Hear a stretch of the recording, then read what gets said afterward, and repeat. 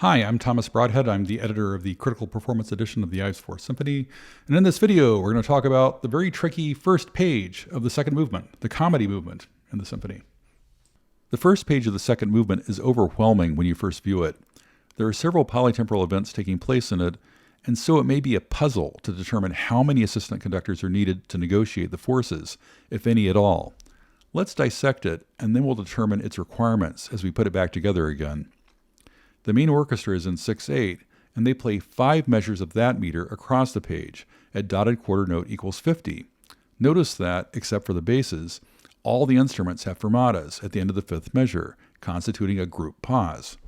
But the bassoons, solo piano, and the entire contrabass section are each in their own tempo, or, in the case of the solo piano, they begin with the main orchestra and then break away to execute a polytemporal passage.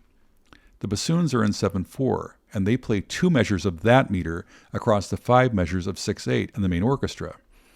Ives correctly prescribes a tempo of about 70 to the quarter for the bassoons. 5 measures of 6/8 at dotted quarter equals 50 is 12 seconds, and 2 measures of 7/4 at quarter equals 70 is also 12 seconds, so the time spans are the same. Now let's look at the solo piano. As I mentioned earlier, it begins with the main orchestra, but after 2 measures of 6/8, it then subdivides 5 measures of 6/8 against the remaining 3 measures of the main orchestra's 6/8, applying an accelerando and then a ritardando to its execution. The notation here jibes with what Ives wrote in the conductor's note on the passage. The solo piano, from the 3rd measure to the end of the page, may not be played in the exact time relation indicated by the measure divisions, but there is rather a brief accelerando and crescendo, and an easing down toward the end of the bass recitative. Okay, that's clear. Now let's look at the basses. In Ives's conductor's note on this passage, he wrote the following. The recitative of the basses controls this page. If there are only a few basses, some of the cellos may play with them, an octave higher. So, Ives describes the role of the basses here as a recitative, and they are, in fact, unmetered. They play 15 quarters worth of music and a long descending whole tone glissando. Ives describes the glissando this way in the conductor's note. The glissando at the end of the measure goes through the hold, blurring into measure 6 agitato. It is to be played slowly in major thirds, falling through whole tones. If you turn to the next page, you'll see that the glissando carries the orchestra into that passage. Now let's go back to the unmetered music on the first page. Because it parses into 3, dotted editorial bar lines have been added every 3 quarters to facilitate execution. But it's important to note that the basses are not rhythmically or temporally aligned with the rest of the instruments, and Ives made no attempt to align their part with the rest of the orchestra in the manuscript.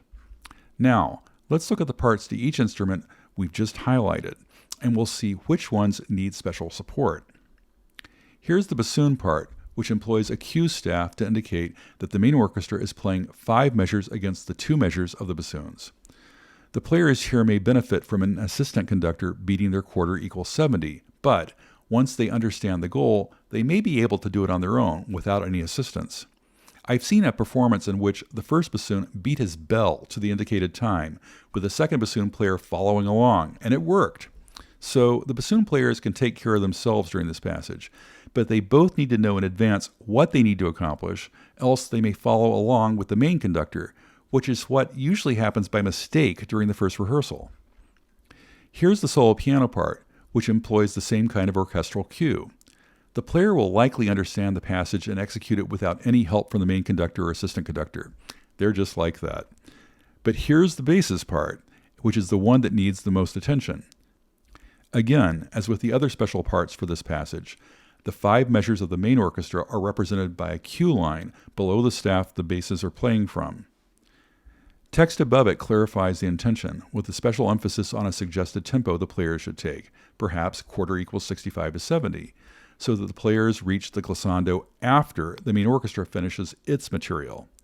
Now, the number of quarters that the basses play leading up to the glissando is the same as the number of quarters that the main orchestra plays across its 5 measures. If the basses play at the same quarter note tempo as the main orchestra, the polytemporal effect won't obtain. Worse, they'll reach the glissando just as the last of the main orchestra instruments reaches its fermata, which clearly isn't desired. The solution is simple. The basses simply play at a slower quarter note tempo than the main orchestra. But which tempo? Notice the tempo of the main orchestra is 50 to the dotted quarter, which is the same as 75 to an undotted quarter. So any tempo slower than 75 to the quarter will ensure that the basses arrive at their glissando after the main orchestra comes to its group pause, and the slower the better. 65 to 70 to the quarter is suggested for the basses, although slower still, say 50 to 60, would be more expressive and would definitely ensure the temporal effect obtains. The principal bassist may be able to lead their section in this passage, but the conductor should advise them on what tempo to use for the quarter beats. However, the most secure way to negotiate this passage is to employ the assistant conductor to lead the basses in their recitative. This ensures that the basses arrive at their glissando after all the other instruments arrive at their individual fermatas in the main orchestra. Now, there's an option here regarding the instrumentation, one that Ives described in the conductor's note. Ives wrote, "If there are only a few basses, some of the cellos may play with them an octave higher."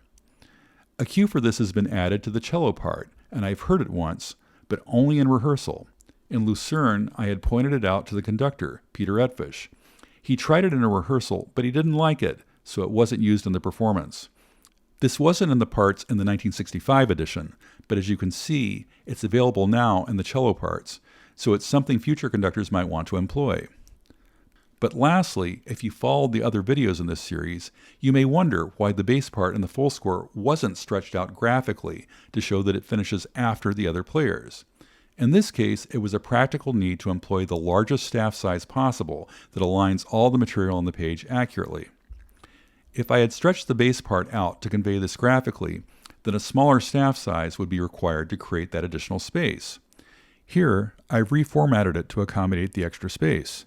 If you look through the staves at the last measure, you'll see the other instruments end well before the ending of the bass's music, which drives home the difference in their tempos and the intended point in time when the basses reach their glissando.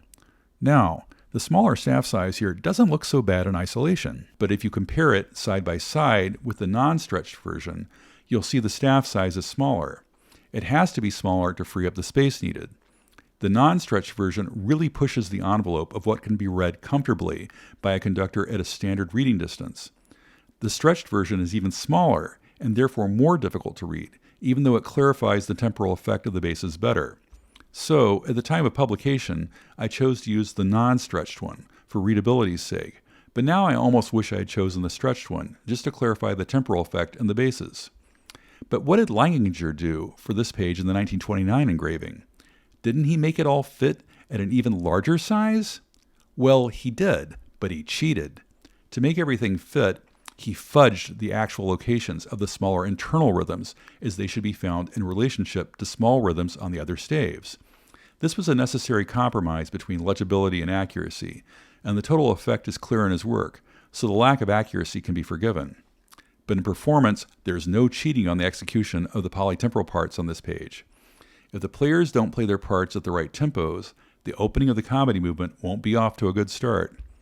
Either work with the bassoons and the basses in isolation and in conference with their principals, or employ an assistant conductor or assistant conductors, plural, to ensure everyone ends at the right place, and so that the basses are able to take the whole orchestra into the next page at the end of their glissando.